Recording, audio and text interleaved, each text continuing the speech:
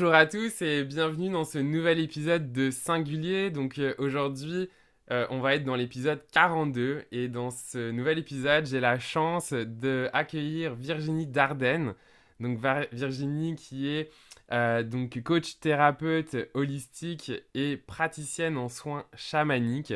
Et donc justement le sujet de cet épisode, et ben en fait avec Virginie, on va prendre la responsabilité de vous faire partir à la découverte des soins chamaniques. Virginie va nous expliquer son parcours, comment elle en est arrivée là, et puis c'est quoi un soin chamanique, à quoi s'attendre lors d'un soin chamanique. Alors Virginie, bienvenue. Est-ce que tu peux nous en dire un peu plus, et puis peut-être compléter aussi ta présentation. Ouais, vas-y. Merci Flo, déjà pour l'invitation. Ça me fait plaisir de participer à ton podcast. Tu as déjà bien résumé mon parcours, même si avant j'étais dans la communication, je travaillais en agence web, mais la vie a fait que je suis partie ailleurs. Comment est venu le chamanisme? Ma première rencontre elle s'est faite en février 2013 au Machu Picchu. Waouh. J'étais en voyage avec une amie, puis on a eu la chance de rencontrer par hasard un chaman avec qui on a partagé pendant 2 heures et puis qui nous a, on va dire, initiés au lieu du Machu Picchu en nous expliquant les montagnes sacrées qui se trouvaient tout autour et ça m'a vraiment percutée. Cette rencontre a un peu changé ma vie parce que j'ai commencé à comprendre que il n'y avait pas que on va dire, le cartésien qui existait, mais qu'il y avait aussi d'autres choses ailleurs dont on n'avait pas forcément connaissance. Ok. Waouh. Puis ensuite, 2013, comment t'en es arrivé à aujourd'hui en 2021, de proposer des soins Ben, chamaniques, enfin, qu'est-ce qui... c'est donc en 2017, octobre 2017, j'ai décidé de partir au Québec. Et quand je suis arrivée au Québec, j'ai passé quelques temps en auberge de jeunesse, le temps que je trouve un appartement. Et dans cette auberge, j'ai rencontré une très bonne amie, Sylvie, qui, elle, était là pour justement une formation en chamanisme. Elle était française comme moi, puis elle était en tour du monde, puis elle avait entendu parler d'une formation qui se donnait à Montréal.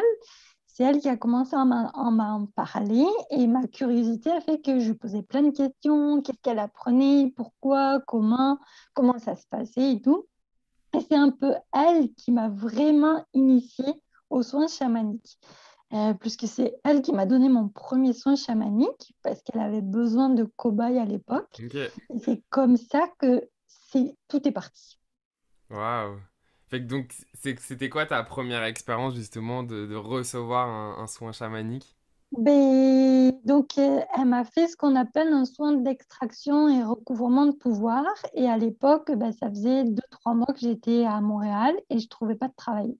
J'étais vraiment dans une période, j'avais beau envoyer des CV, ça fonctionnait pas du tout, j'avais pas de retour, j'avais beau taper à des portes, rien, ça se passait rien. Puis vous voyez que je commençais vraiment à stresser parce que mes économies n'étaient pas non plus éternelles. Donc, elle m'a proposé de me faire un soin de recouvrement de pouvoir et d'extraction.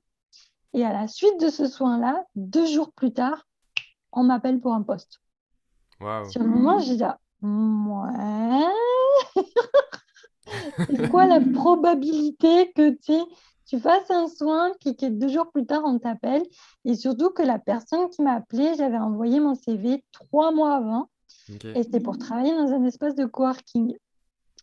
C'était totalement, je me disais, ok, super, let's go. Puis ça a débloqué tout le reste. Waouh. C'est fou.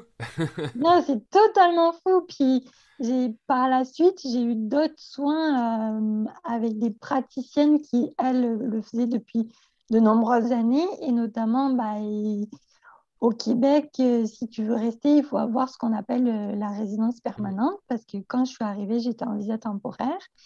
Puis il y a une période du parcours de demande de résidence permanente, mais j'étais totalement bloquée, je n'avais pas de nouvelles, les papiers n'avançaient pas et tout. Là, je me suis dit, peut-être que je vais retester un soin chamanique pour voir si ça fonctionne vraiment.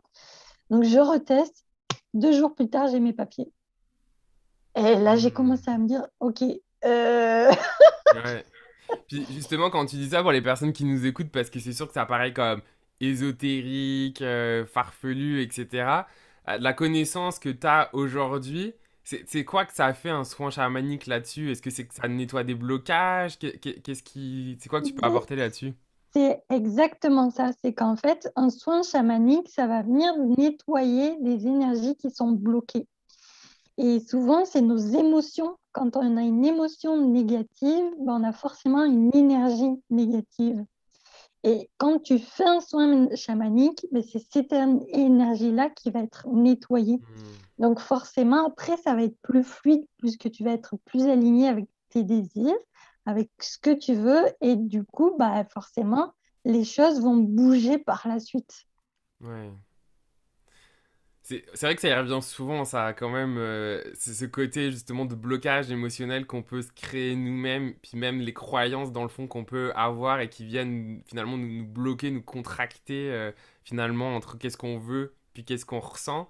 Fait qu'est-ce que le soin chamanique ça aide justement donc à réaligner tout ça, à faire du ménage en fait justement pour fluidifier? Mais c'est exactement ça. Puis moi, maintenant, tu sais, ça fait 1 an que je le pratique sur des personnes parce que pour la petite histoire, ça fait 3 ans que je fais du chamanisme, mais ça fait qu'1 année que je le pratique en tant que thérapeute.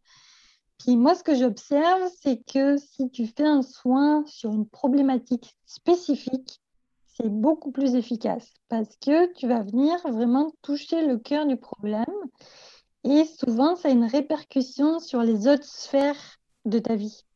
Hmm. Exemple, moi, dans mon cas, bah, c'était mes papiers ou c'était bah, chercher un travail. Et comme ça s'est débloqué, ben forcément, j'étais plus sereine, j'étais moins stressée, donc mes relations interpersonnelles ben, se sont améliorées. Ouais, ouais.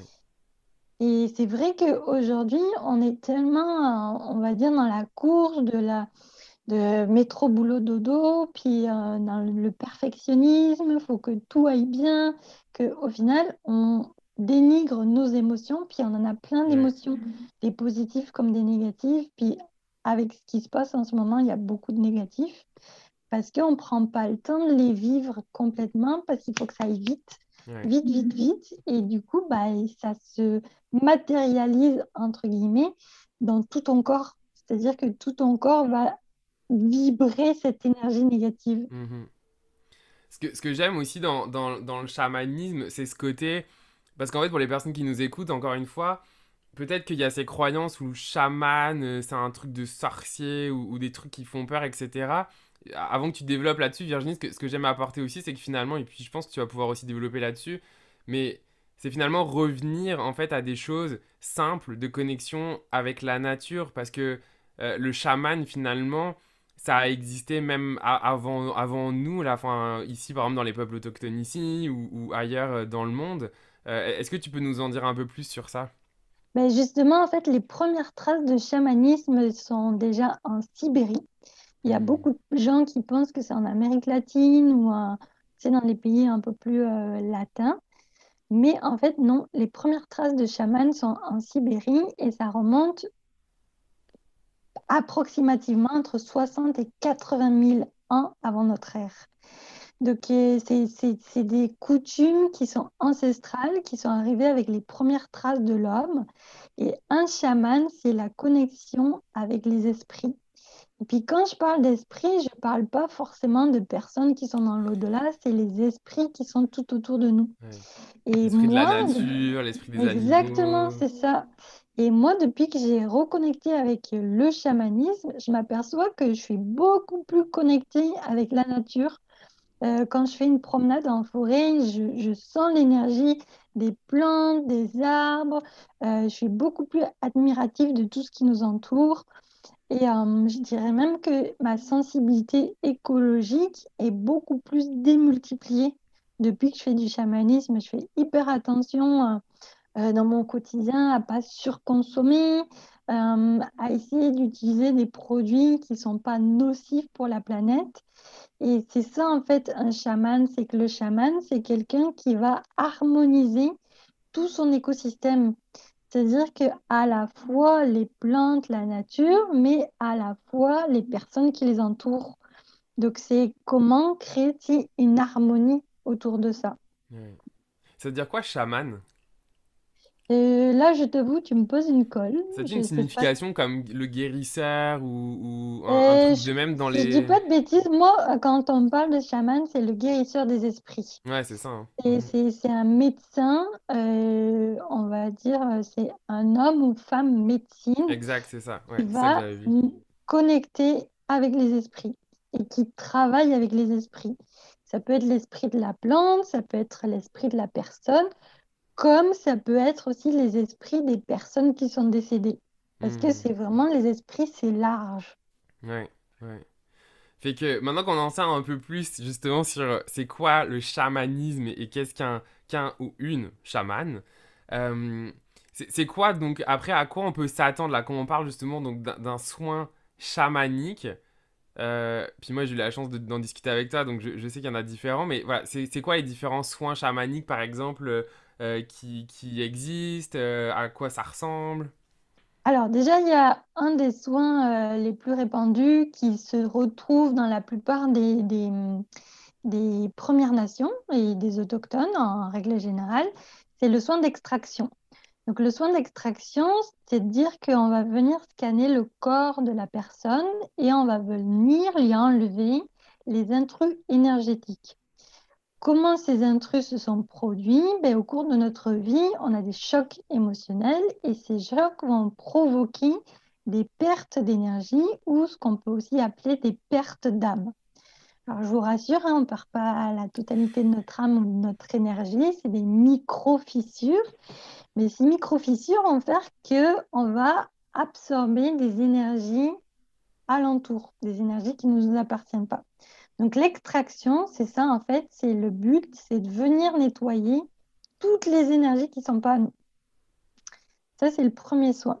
Celui-là c'est celui Deux... que j'ai testé avec toi n'est-ce pas? Exact. Ah. C'est Je vais c'est pouvoir vous en parler juste après alors. le deuxième soin que tu as aussi testé avec moi, parce qu'en règle générale, ils vont de pair. L'extraction, souvent à la suite de l'extraction, on fait ce qu'on appelle un recouvrement de pouvoir.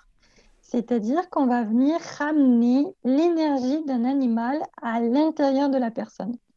Parce que l'énergie de cet animal va venir justement boucher les trous énergétiques qu'on avait à l'intérieur de notre corps. Et que fait cet animal? Ben, souvent, on a besoin de ses caractéristiques. C'est-à-dire que, exemple, en ce moment, je ne me sens pas très courageuse et je n'ai pas beaucoup de force, mais peut-être que je vais ramener l'animal, l'ours. Parce que l'ours, c'est vraiment un animal qui a beaucoup de force, qui a beaucoup de courage. Puis en le ramenant à l'intérieur de la personne, ben, c'est ramener du courage, ramener de la force. Donc ça, c'est le deuxième soin qui se fait en règle générale, mais c'est pas toujours nécessaire avec l'extraction. Ok. Et c'est ces deux soins que je t'ai fait la dernière fois. Et le troisième soin qui existe, c'est le soin de recouvrement d'âme.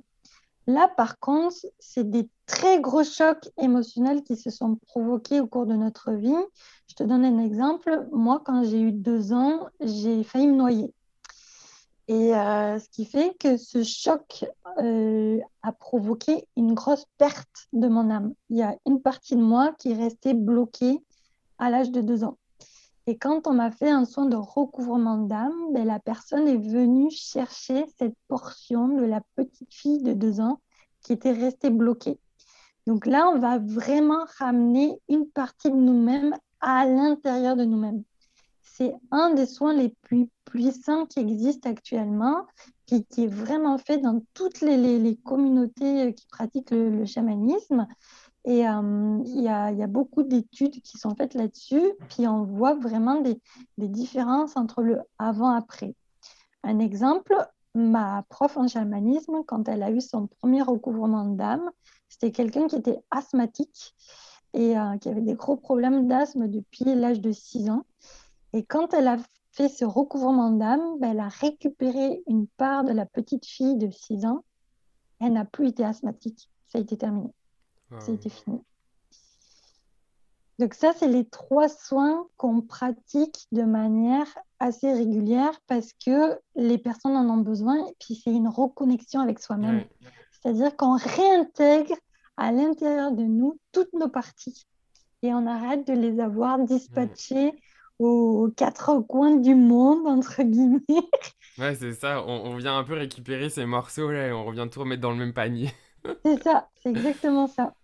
Bah, moi, en tout cas, j'avais eu une belle expérience, du coup, donc sur les deux premiers, effectivement, que j'avais testé, ce que j'avais vraiment ressenti là, quand tu faisais les extractions, j'avais vraiment cette sensation dans mon corps énergétique où tu venais comme enlever, enfin, j'ai vraiment cette sensation qu'il y avait des bouts, en fait, qui s'enlevaient d'une certaine manière.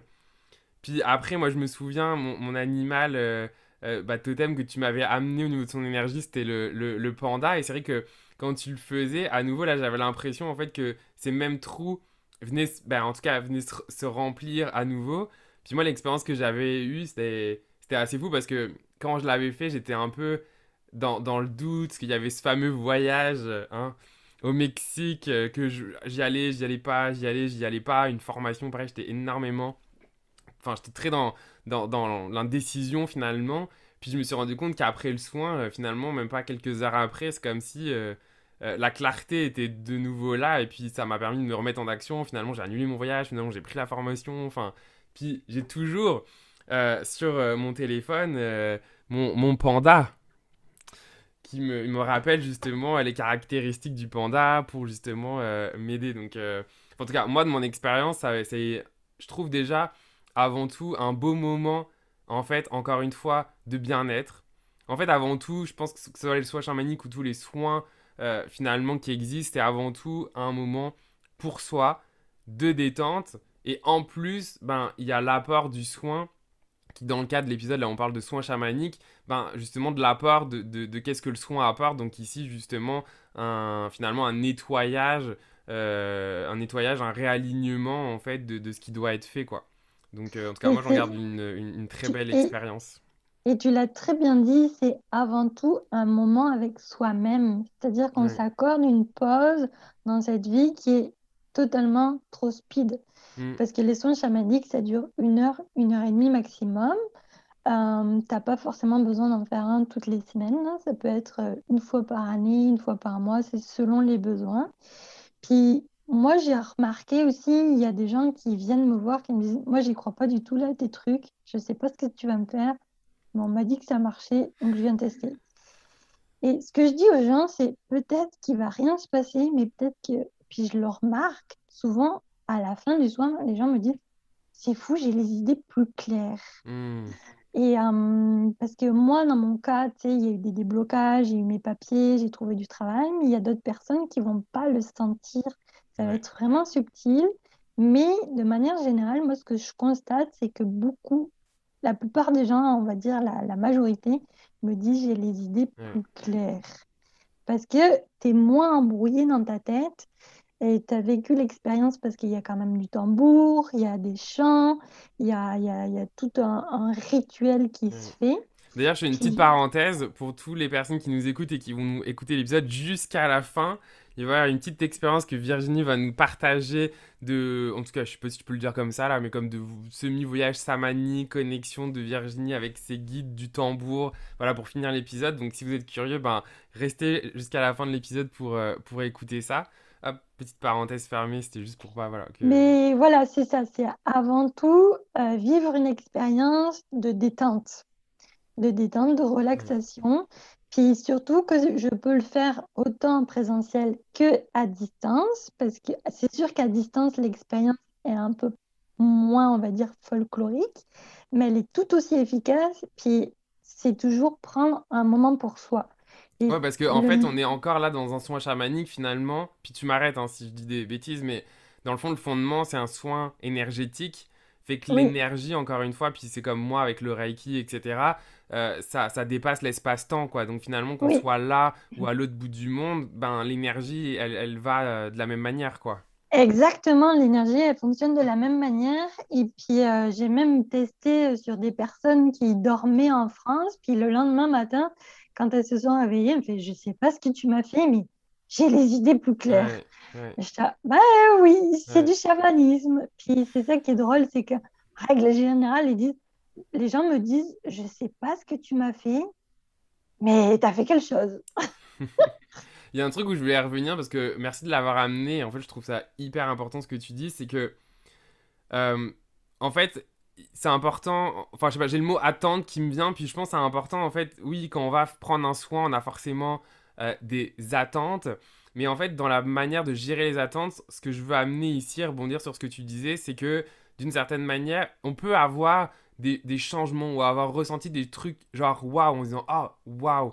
Mais le truc que t'as amené, sur lequel je veux insister, c'est que parfois, il y a des choses qui sont subtiles. Ça veut dire que sur le moment, peut-être qu'on a l'impression qu'on sent un petit peu mieux, mais bon, c'est pas non plus transcendant. Mais sauf que le subtil, il va agir dans les jours, les jours, les jours. Puis le subtil plus le subtil, à un moment donné, ben, c'est pas qu'il y a eu un gros truc comme ça, mais c'est que sur les X jours et semaines, ben, en fait, ça nous amène à un changement. Et ça, moi, je sais que même moi, dans ma pratique, j'ai beaucoup de clients, des fois, qui s'attendent à avoir des choses de folie comme ça. Alors, des fois, ça arrive. Mais souvent, c'est pas ça qui arrive. Et souvent, c'est les changements subtils qui font qu'à un moment donné, je me rappelle, et puis peut-être que toi, ça a donné un truc à partager aussi, mais moi, j'avais une cliente à un moment donné qui me dit, c'était dans le cadre d'un traitement Reiki, ok? Donc un traitement Reiki, c'est vraiment 3 séances, une fois par semaine, et qui me disait à la fin de la troisième séance, ah ben non, j'ai rien eu de waouh et tout, mais puis tu sais, qui commence à me dire, bah je me sens plus en paix et tout, mais tu vois, rien de waouh. Et là, je la regarde et je fais, mais t'imagines, tu es en train de me dire que tu te sens plus en paix, mais rien de waouh, sachant que tu es venu, t'étais anxieuse, t'étais agitée. Et là, en fait, ce que t'es en train de me dire, c'est que t'as retrouvé la paix, mais rien de waouh. Mais c'est déjà waouh, en fait, d'avoir retrouvé la paix. Tu sais, le nombre de personnes sur Terre qui aimeraient juste se sentir en paix. Donc, tu sais, c'est juste pour faire un écho sur ce que tu amènes, sur la notion des fois de changement subtil. Mais c'est exactement ça. Puis souvent, j'ai envie de dire, c'est nous apprendre la patience. Parce que on veut tout et tout de suite, on veut tout que ça arrive vite. Puis je dirais que la vie nous fait vivre ce qu'on est capable de recevoir. Donc ce subtil-là, c'est parce que à ce moment-là, tu peux pas recevoir plus. Parce que sinon, ton cerveau, il va faire shutdown. Puis le shutdown, t'as pas envie de le vivre parce que derrière, ça va te prendre des années pour remonter. Donc, c'est amener ça aussi à nos clients ou nos clientes, de dire tout ce qui se passe, même si c'est du subtil, c'est un énorme pas. Parce que tu vas avoir les répercussions peut-être dans une semaine, peut-être dans un mois, peut-être dans 6 mois, peut-être dans un an. Mais l'important, c'est que tu prends soin de toi. C'est ça la principale clé. Et puis quand je fais un soin, souvent les gens me disent, mais qu'est-ce que tu m'as fait? Et c'est surtout toi, qu'est-ce que tu étais prêt à recevoir? Parce que moi, je donne le soin, mais c'est la personne, qu'est-ce qu'elle est prête à Ouais, recevoir? C'est les soins qui, c'est pareil pour toi en Reiki, c'est un travail de co-création, ouais. c'est un travail de Mm. collaboration. C'est pas Merci vraiment seulement le... d'amener ça aussi. C'est Et tellement oui, important parce que c'est aussi pour vous qui nous écoutez. En fait, d'ailleurs, ça vaut pour n'importe quoi, hein. Ça vaut pour n'importe quel soin holistique ou dans tous les cas n'importe quoi qu'on veut dans la vie. C'est que je crois que c'est une invitation avant tout à reprendre notre responsabilité de nous-mêmes. C'est-à-dire que Virginie, moi ou tout autre collègue, en tout cas dans la médecine holistique, on n'est pas des magiciens dans le sens où, en fait, on ne peut rien faire que vous ne voulez pas pour vous-même. C'est-à-dire que si vous venez en ayant l'intention, en fait, qu'on vous guérisse, on ne pourra jamais faire quoi que ce soit si vous-même, vous vous autorisez pas à guérir. Si vous-même, vous autorisez pas à prendre votre responsabilité au quotidien. puis si on replace, on va dire, dans le contexte historique, pourquoi on allait voir un chaman? C'est parce que on voulait aller mieux. C'est parce que on voulait guérir. Et c'est parce qu'on avait confiance en notre chaman. Puis on savait qu'on allait faire un travail de co-création. Sinon, les personnes, elles n'allaient pas Ouais, le voir. Puis la plupart du temps, puis là, je vais faire une petite note, une petite aparté, c'était des femmes. Dans une grande majorité, les chamans étaient des femmes parce que les femmes sont beaucoup plus connectées au cycle de la nature, que ce soit les cycles menstruels et tout ça. Puis ça, c'est un pouvoir qui est énorme. Et pourquoi on leur faisait confiance? Parce qu'elles savaient qu'elles allaient être à l'écoute.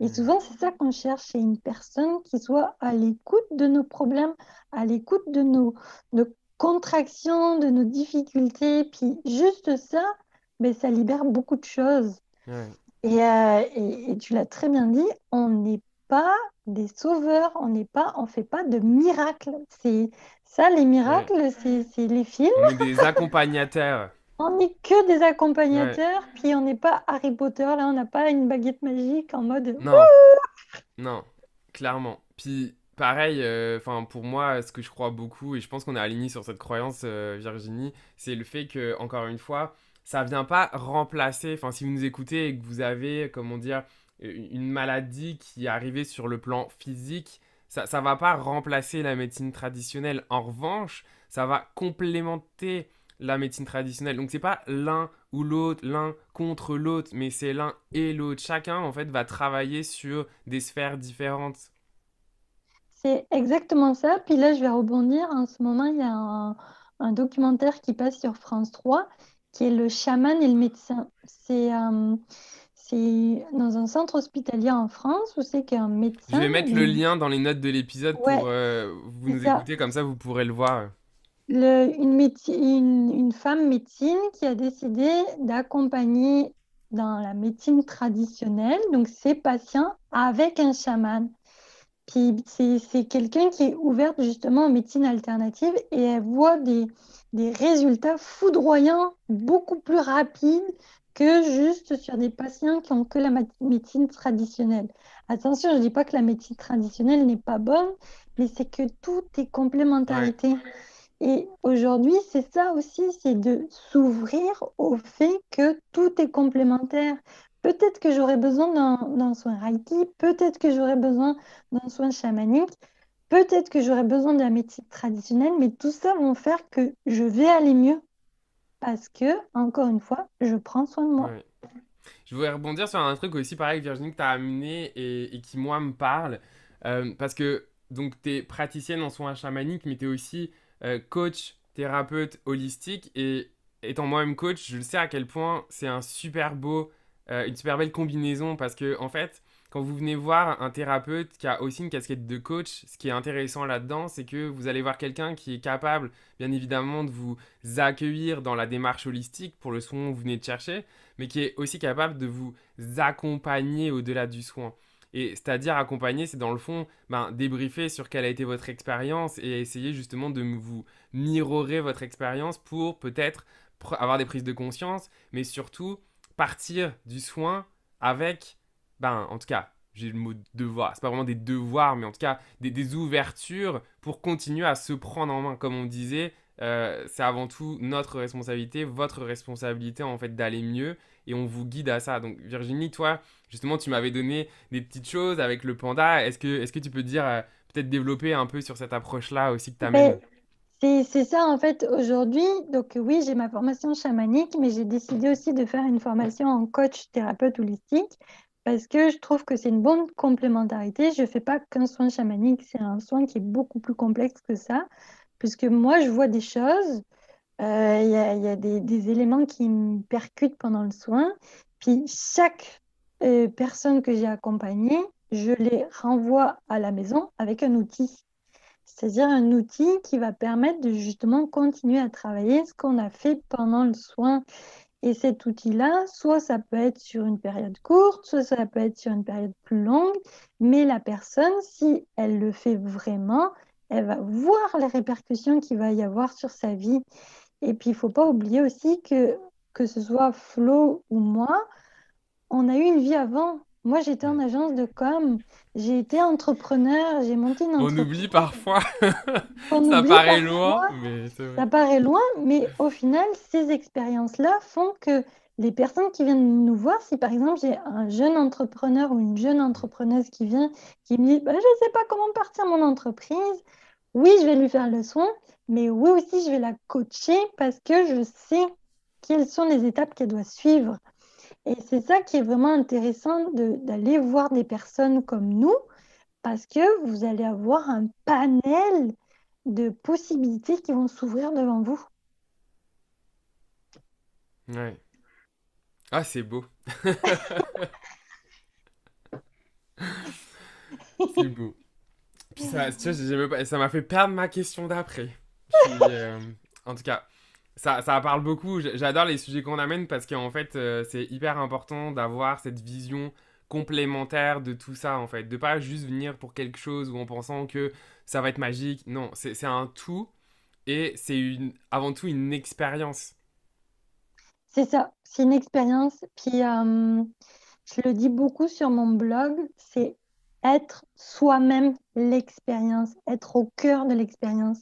Parce on aura beau vous raconter toutes les histoires possibles, inimaginables, tant que vous ne l'avez pas vécu, Ouais. vous ne pouvez pas le croire.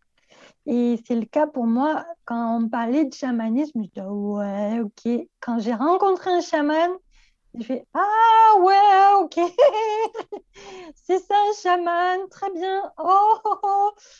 Et puis pourtant, j'étais quelqu'un hyper cartésienne. J'ai fait des études en mathématiques, en informatique. 1 + 1 = 2. Puis je croyais pas à tout le reste. Comme j'étais au cœur de ma propre expérience, que c'est moi-même qui ai vécu les choses, j'ai fait, ça m'a ouvert l'esprit. Et c'est ça, en fait, c'est d'être soi-même au cœur de l'expérience. Ouais. Puis en parlant d'expérience, ça me donne une bonne transition avec l'expérience que tu veux nous offrir, sauf si, juste avant d'y passer, il y a autre chose que tu voudrais partager, qu'on n'aurait pas abordé. Bah, je pense qu'on a fait bien le tour de la question. C'était Ouais, vraiment un bel échange. ouais, merci. Puis bah, pour les personnes qui nous écoutent, on va terminer avec l'expérience dont je vous parlais que Virginie va nous faire avec tambour. Enfin, en tout cas, je vais pas vous spoiler parce qu'elle va le faire de manière intuitive avec ce qui va être là. Euh, donc, merci pour votre écoute. Moi, dans les notes de l'épisode, comme d'habitude, vous allez retrouver. Ben là, on a parlé du reportage de France 3. Je vais vous le mettre. Je vais vous mettre également le site web de Virginie, ses réseaux sociaux. Comme ça, vous pourrez aller la suivre sur Instagram, sur sa page Facebook, aller voir son site web. Si vous êtes intrigué, pourquoi pas vous offrir justement l'expérience de vivre un soin chamanique, hein, comme on le dit, il n'y a rien que mieux que de faire l'expérience pour savoir à quoi ça ressemble plutôt que, bah, déjà vous nous écoutez, c'est déjà une bonne chose. L'étape d'après, c'est bah, d'en faire l'expérience. De prendre soin de vous. Ouais, et puis c'est tellement un beau moment, encore une fois. Enfin, en tout cas, moi je suis assez friand de tout ce qui est soins holistiques de manière générale parce que c'est toujours des beaux moments en fait de, ce qui me vient, c'est de reconnexion à soi, en fait. Puis comme vous le C'est savez dans le podcast, exactement moi je parle ça. beaucoup de révéler sa vraie nature. C'est pas tant sa vraie nature que finalement sa nature profonde, sur laquelle il y a beaucoup de couches, où il nous faut à un moment donné faire du tri, du nettoyage, pour accéder à sa nature profonde, donc finalement qui on est vraiment dans son essence, quoi. C'est ça, c'est ça. J'ai pas d'autres mots à rajouter. Ben, merci ma belle, puis du coup je vous laisse avec Virginie et ce qui est là. Fait que... Merci Flo.